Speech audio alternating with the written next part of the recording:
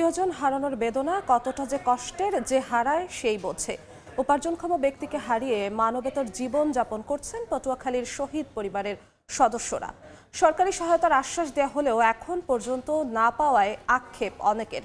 তালিকা প্রস্তুতের কাজ চলমান বলছে জেলা বৈষম্য বিরোধী ছাত্র আন্দোলন। সুজন দামের ছবি ও মোহাম্মদ মনির হোসেন বাদলের তথ্য নিয়ে রিপোর্ট।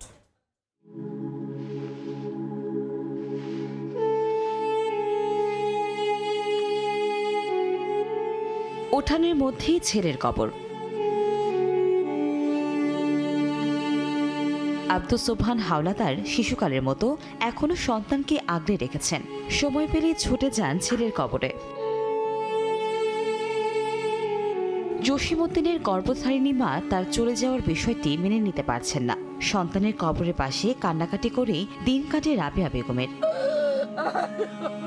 নদী ভাঙনে ঘরবাড়ি হারিয়ে বৃদ্ধ বাবা মার জন্য পটুয়াখালীর দুমকি উপজেলার দক্ষিণ পাঙ্গাশিয়া গ্রামে জমি কিনে মাথা গোজার ঠাঁই করেন। টানাটানির সংসারে ভরণ পোষণের খরচ জোগাতে জসিম পাড়ি দেন রাজধানী ঢাকায়। বৈষম্য বিরোধী আন্দোলন চলাকালে গত 19 জুলাই ঢাকার মোহাম্মদপুরে গুলিবিদ্ধ হন তিনি। কিছু খামো বা কিছু কর্ম আর আমার স্বামী স্টাক করছে।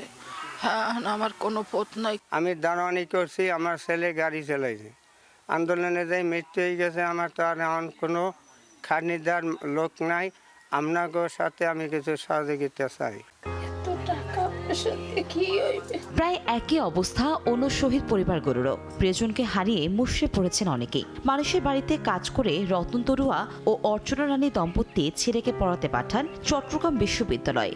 গত 18 জুলাই আন্দোলনে একটি বুলেট ছিটকে গিয়ে তার গলায় লাগে। এরপরেই নিভে যায় হৃদয়ের জীবন প্রদীপ।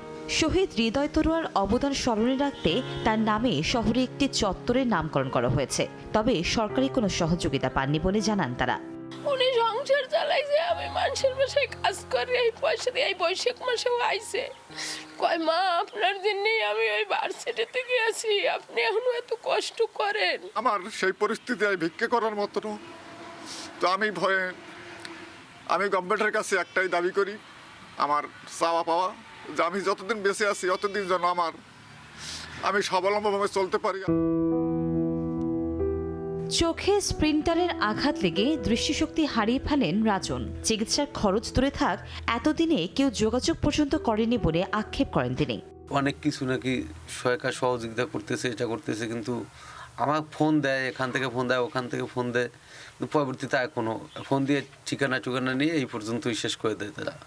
এদিকে তালিকা প্রস্তুত করে দ্রুত সহযোগিতার আশ্বাস স্থানীয় বৈষম্য বিরোধী ছাত্র আন্দোলনের। ফেসিস্ট কার্যক্রম থেকে আমরা আসলে মুক্তি পেয়েছি।